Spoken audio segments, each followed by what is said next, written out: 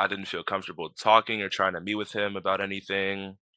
It really just felt odd, and I just felt out of place.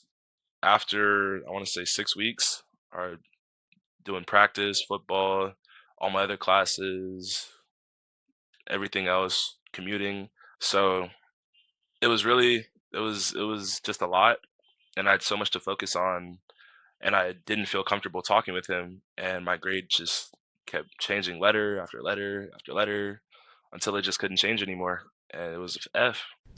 Wouldn't it be nice if you could have just a little dose of encouragement whenever you're feeling down? Or maybe a way to see your problems from a new perspective. Get a boost from Buddhability whenever you need it with our new app. Read the idea of the day, test out chanting, or ask Buddhability something that's been on your mind. Available now for Android and iOS. Hi, Cassidy from Buddhability here. If you're enjoying the show, don't forget to subscribe. It'll help the show out, and you'll never miss an episode. If you want more Buddhability content, you can subscribe to our email newsletter in the link below. We put out great content every week. Enjoy the show. Welcome, Spencer, to Buddhability. Thank you for making time for me as you are now already at college and getting started for the school year and season. So I feel, very appreciative that you're carving out time for us. I'll just have you introduce yourself so you can just share a little bit about who you are and what your life looks like right now. Okay, yeah, definitely. Thank you for having me. My name is Spencer Parham. Right now, I'm at Utah Tech University playing football. I was born in Atlanta, Georgia, but I moved out to Los Angeles, California a few years ago. And yeah, Oh. thank you for having me. Oh, interesting. Okay. I just assumed you had been in LA your whole life. I'm sure it was a lot changing states is a big thing, especially when you're, still in school. But Yeah. maybe that kind of leads us into if you can tell me just about your life growing up, what was your childhood like, and where did Buddhism come into your life? Well, it started out as a young age. My mom is a practitioner, so I'm someone who was born into the practice. Um, I remember Buddhism being in my entire life. I've been chanting since I could speak, ever since I could Wow. say mama and papa. There's always Nam-myoho-renge-kyo in the background. So Yeah. definitely I've been around the practice my entire life. Even now I still continue to chant and practice, and I've been trying my best even when I don't want to.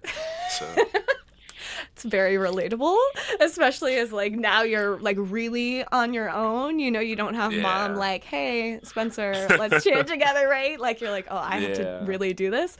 And you're at school also playing football. So I was curious, when did you start playing football? How did you get into sports?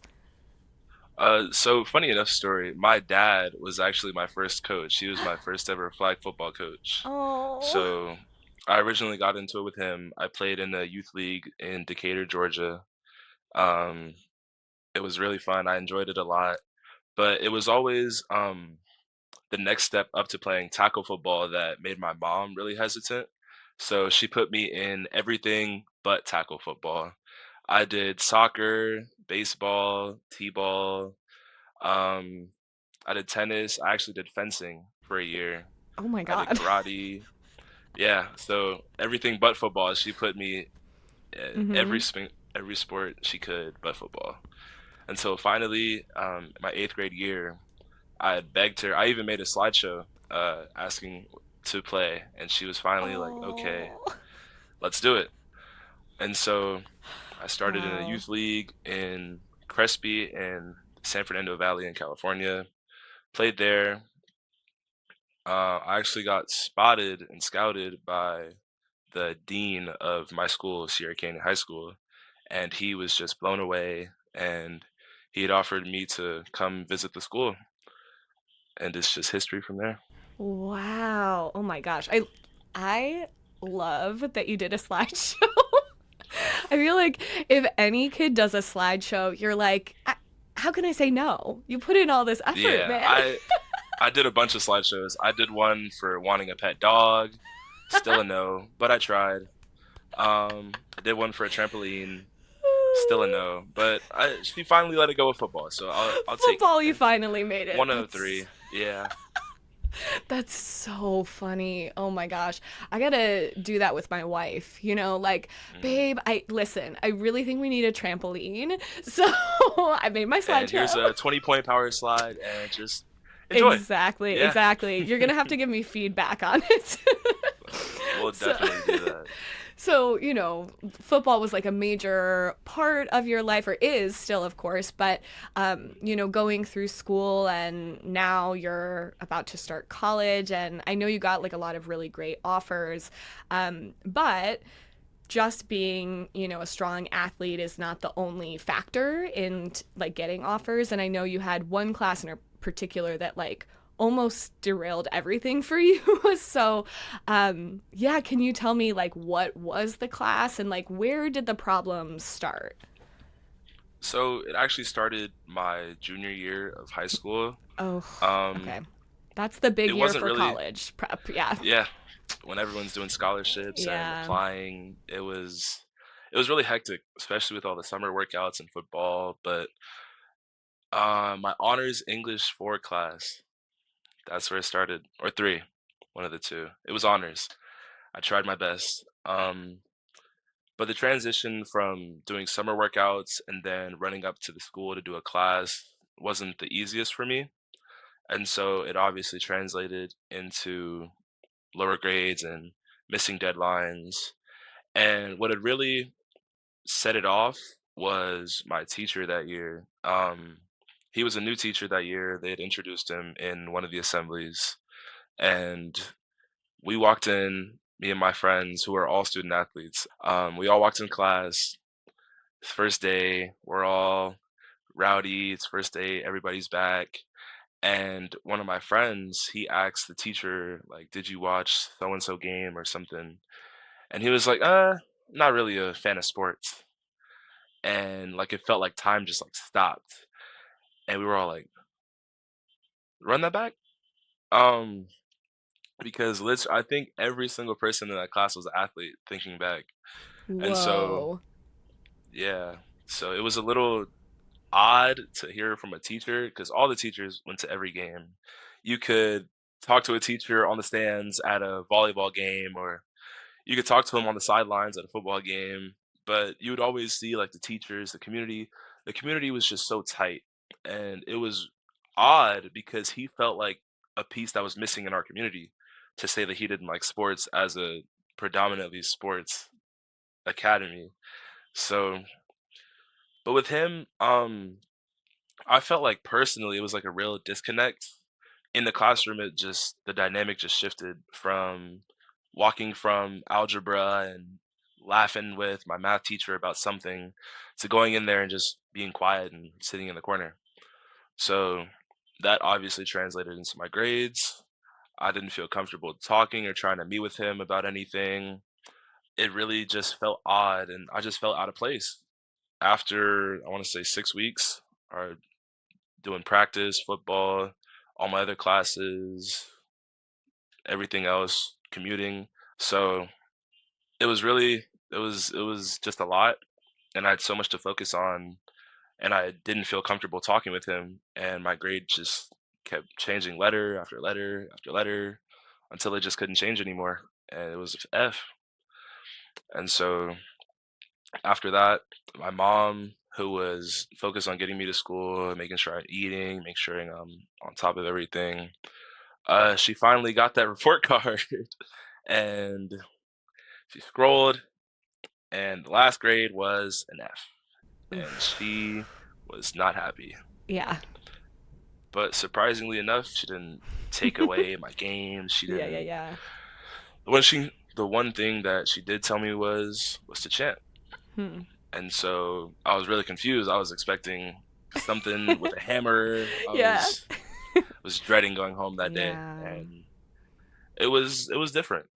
It was different from what I initially expected, and it turned out that she had kind of sensed that something was wrong, and she had been chanting for me to have clarity in what I was going through. And so I guess she found out before I did, apparently. So Mom's intuition. Yeah, Yeah. it's crazy. So next thing I know, I'm in a room with the teacher, the dean, her, and the department chair, and we're all like, "So what's going on with Spencer?" And we find out that assignments are in the wrong spot, and I'm not in the right class. Um, like his QR codes weren't working, and it was just a giant mess of Wow. screws and So was he not wires weren't getting any of loose. your assignments? So that's what he said, Mm. but I'd sit there with my phone showing him the green submit Like, look, words, it's and right there. Yeah. like I know I did it. I guess just on his side it wasn't showing up, and whatever miscommunication that had with admin got resolved, but they couldn't give me a full A because there were things that they couldn't verify. So I ended up with a C. That's all the credit they could give me. And Jeez. so I think it's like mid quarter two, right before winter break, and I'm at a C. So in my mind, I'm like, there's no Christmas for me. And I might just get a fat textbook on English 101. Um, but that wasn't the case, luckily. But I knew something definitely had to change. And it was just a mindset of what am I going to do to fix it? Did you feel like when all of this was happening, like, did it feel sort of like out of your control at the time, or did you feel really like, why is this happening to me? Because I don't Yeah. know, I feel like I would be like so angry, but also like my tendency is to like victimize myself, like, why is this happening to me? They're the worst. And then just kind of feel like I can't do anything about it. I mean, I think I felt every emotion I could have Yeah. at that point. I was nervous, I was angry at myself for like not Mm. trying to do more. Oh, I yeah, yeah, was yeah. scared of what was going to happen, was scared of just slipping. I just constantly Mm. felt like I was just slipping at the last step. Every Yeah. step that I took, I would slip 3 steps and I'd just fall. So it also translated to football. I wasn't focused half the time. I'd be thinking about what assignment I was missing or what I didn't do, and I just wasn't in. And my coach noticed. He put me aside and he said, "What is going on?" I told him I couldn't put pieces together in English. I wasn't getting my assignments graded. I'm failing almost. Well, I was. And so he was like, "You are a student before an athlete. And so to be a student athlete, you have to be a student." And so he said that I need to take care of my studies before I can start thinking about being on the field. And so no, that doesn't mean he kicked me off the team. I didn't get suspended or anything. Just he just told me just take a deep breath and just look at it from a different point of view. And then that's how I tried. I thought of how can I turn this around and get an A? Because I had never in my entire education have gotten an F. It's a lot. I mean, because you're like, not only are you trying to do well in school, you're taking this like advanced English class and you're trying to do well as a student athlete. You're thinking about college. Like, that is so much pressure that, yeah, I imagine just like really mount and mount and mount.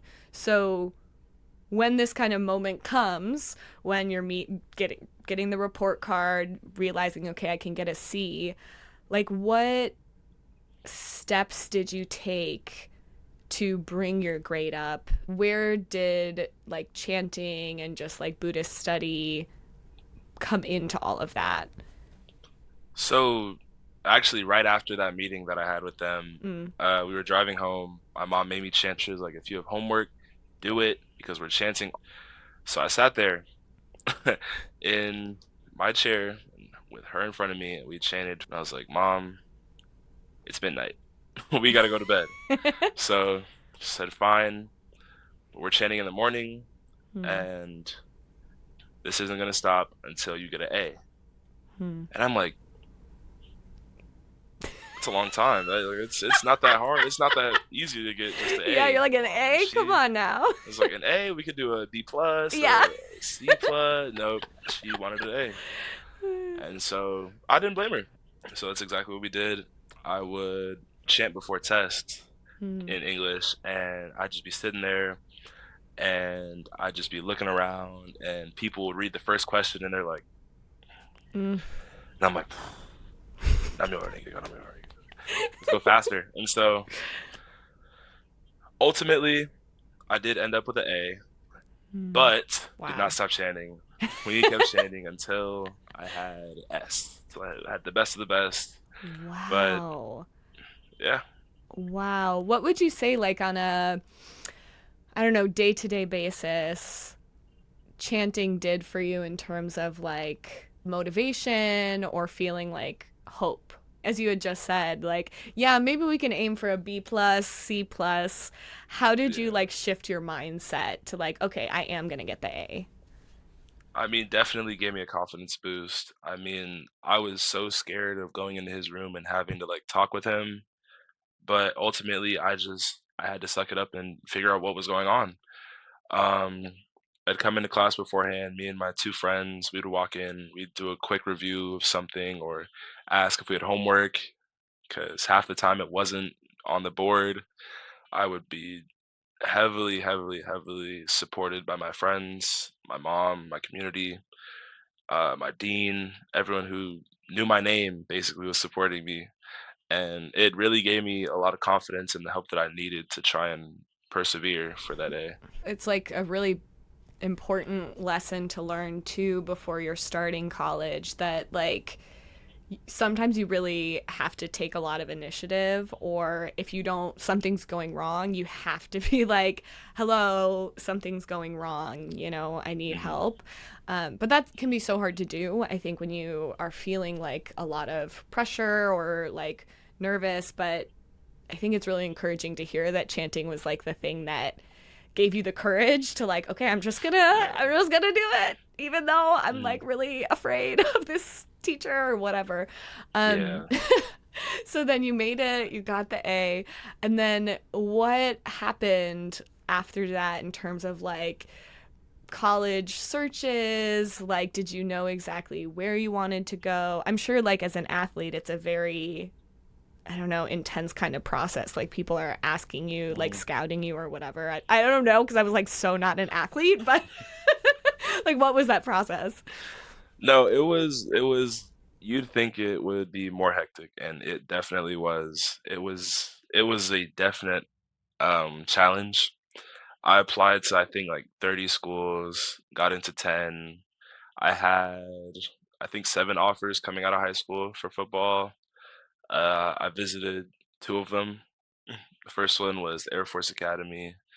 I loved it. I really did, but I didn't test high enough in my testings, and so unfortunately I couldn't go. And then the next visit was to where I am now, Utah Tech. And at first I was like, what am I doing in Utah?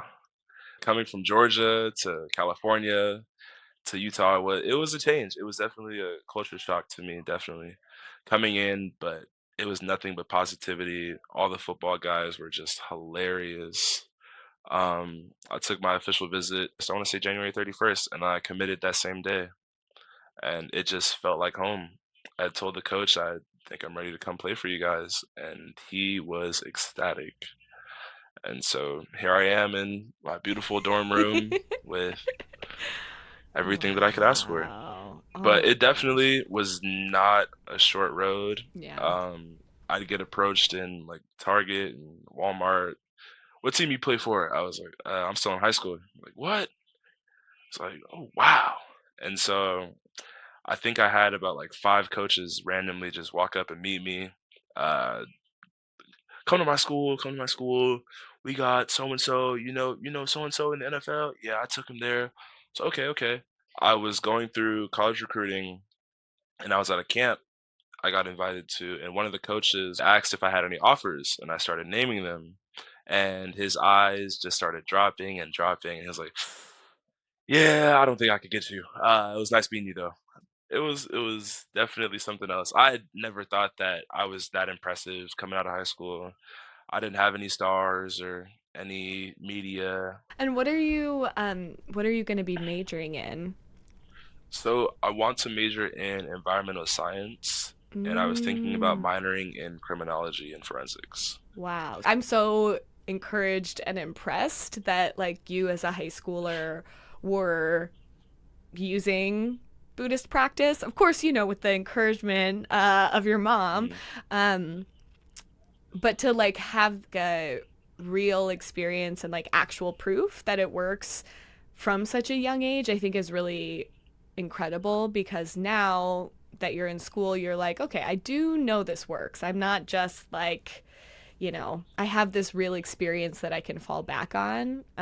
So now, like, as you're about to start school and you're starting a new chapter in your life, do you have any big, like, goals or things that you want for your life in the next year or two?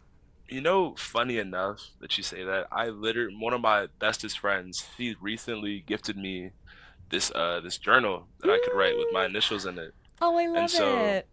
haven't opened it, but I was definitely thinking about putting my goals in there. I'm Mm, still brainstorming them. I'm still brain fogged from waking up early in the morning and yeah. running and lifting, Hmm. but I'll get there eventually. I'll get some goals down and I'll go from there.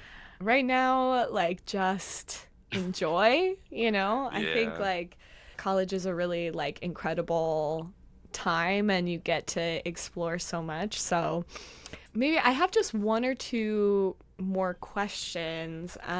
Mhm. Usually like I end with a piece of advice, but one question I have maybe before that is when you're chanting and you've been like we're challenging this in junior year, for example, like what kind of Buddhist concepts did you think about? Perfect. So, funny enough, I got a little book over here Oh, called you're prepared. A A Youthful Youthful Diary. Diary. Mom, I do read this book, I promise. But one thing that really spoke out to me was where was it? I'm not gonna remember the page, but it was kind of the concept of friends carry you through tough times. And so the importance of having friendships and deep dialogues throughout your friendships and how important they are to have.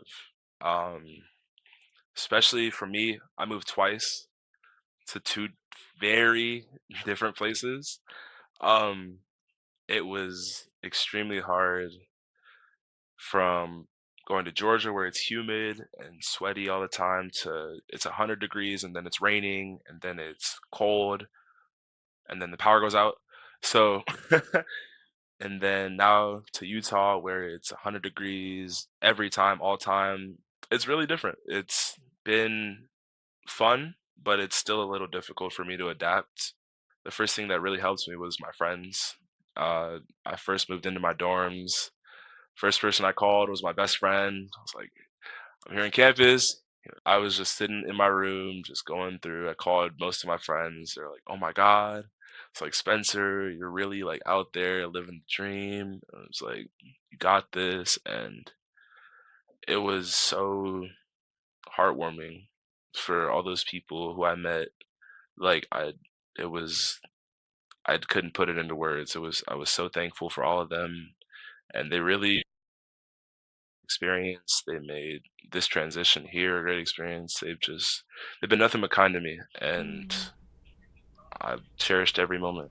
You're very fortunate to have like really great friends. And I think with that, like to really be able to appreciate them and treasure them. Yeah, because in Buddhism, it's interesting because like I think that maybe somebody that is unfamiliar with like the SGI Buddhist community and like Nichiren Buddhism might be like friendship. What? But actually, like, Yeah. Buddhism says, like, we're all interconnected, right? And so, like, our relationships are so important. And yeah, I just have one more question. What advice would you give to someone who's going through a challenge that Um, oof. That's a great question. Um, some advice, definitely. I would say to reach out to anyone you can. Talk to people. Try not to stay isolated. It's not the best idea to be by yourself when something's challenging. I know personally, I like if I'm going through something hard, I'll just take a step outside and talk to my roommates, and I'll just be happy again. But if that's not you, if you're not that type of person, um, I'd just say find something that you take pleasure in doing. It could be reading, read a book, read a lot of books. It could be playing video games, even if they make you angry. They keep you out of your head.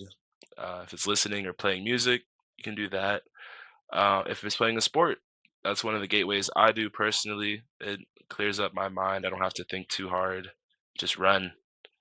So there's definitely ways that you can talk to people or do something yourself to get you out of that mindset. Um, it's just you. It's up to you at the end of the day. It's what you want to do and what you can do for yourself and what you want to end up changing. At the end of the day, the thing that I would say the most is to try to get out your comfort zone. I know for me, there have been times that I've wanted to do something I love, and I chose something different. It wasn't the easiest decision, and it wasn't because all my friends wanted to do it that I had to do it. But it's refreshing to try something new and be bad at it. It's just new things and new experiences. There's plenty of them to try, and there's infinite possibilities of what you can do. And if anything else, be different from someone else. We don't need two of the same person. We don't need five Kevin Harts and three LeBrons, and you could be someone else. Like you're your own Spencer, you're your own Cassidy, you're your own person.